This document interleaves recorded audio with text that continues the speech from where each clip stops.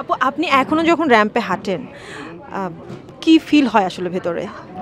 ঠিক প্রথম দিন যেরকম ভয় পেয়েছিলাম, জীবনে প্রথম ১৩ বছর যখন আমি র্যাম্প শুরু করি, তখন ঠিক যেরকম ভয় পেয়েছিলাম আমি এখনও ঠিক ওরকমই ভয় পাই। এখনও বসে বসে মনে মনে দোয়া পড়ি এবং চাই যেন আমি যে কাজটা এসেছি আল্লাহ তাআলা যেন আমাকে সুস্থ মতন এই কাজটা করিয়ে নামান। তখন ওই বয়সে যেই ফিলিংস ছিল আমার এখনও ঠিক ওরকমই ফিলিংস আছে। নামার পরে এখনও ঠিক ওরকমই নার্ভাস লাগে এবং চাই যে দর্শক যেন আমার কাজটা পছন্দ করেন, ঠিক প্রথম দিনের মতনই। লাস্ট প্রশ্ন, আপনার সাজগোজটা আজকে আপনার নিজের কাছে কেমন লেগেছে? Outfit, makeup? আমি আসলে আমার নিজেকে নিয়ে কখনোই খুব স্যাটিসফাইড না, হই না কখনোই। আমার খুঁতখুঁতি থেকেই যায়, এটা একটু এরকম হলে ভালো হতো, ওটা একটু ওরকম হলে ভালো হতো।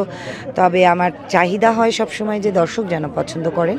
দর্শকের যদি আমাকে ভালো লাগে, তোমাদের যদি আমাকে ভালো লাগে, আমার ভালো লাগবে। কিন্তু অনেক সময় অনেক জিনিস আমি হয়তো একটু পছন্দ করি, আবার নিজেকে আমার আসলে 100% কখনোই মনে হয় না।